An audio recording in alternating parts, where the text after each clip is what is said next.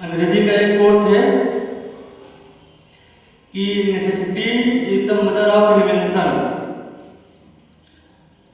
कि जो आवश्यकता होती है वो आविष्कार की जननी होती है। क्या कहा मैंने, ध्यान से समझिएगा कि आवश्यकता ही आविष्कार की जननी होती है।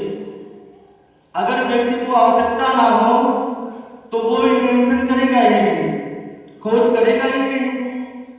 अगर रात होने के बाद अंधेरा ना होता तो बल्ब क्यों खोजा जाता? रात होता था, अंधेरे में काम नहीं हो पाता था, जरूरत के काम भी नहीं हो पाते थे, इसलिए बल्ब का आविष्कार हुआ।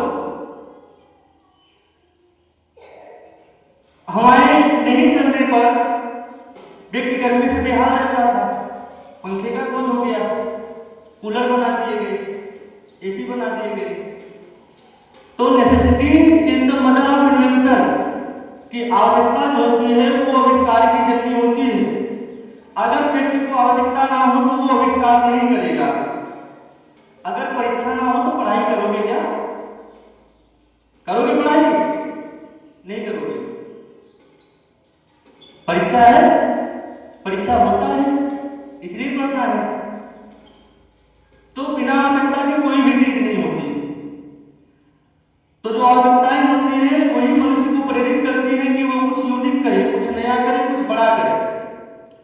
और कुछ यूनिक, कुछ नया, कुछ बड़ा करने के लिए जो है वो हिम्मत होनी चाहिए, वो हौसला होना चाहिए कि व्यक्ति लीड से हटकर काम करने का काम करे। लीड समझते हैं? एक लाइन बनी है और उसी लाइनों पर सब चले जा रहे हैं,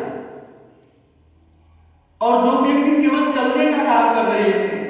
मैं कहता हूं हमेशा ना कि कुछ लोग वे कि जो वक्त के सांचे में ढल गए, कुछ लोग वे जो वक्त के सांचे में ढल गए, कुछ लोग वे जो वक्त के सांचे बदल गए।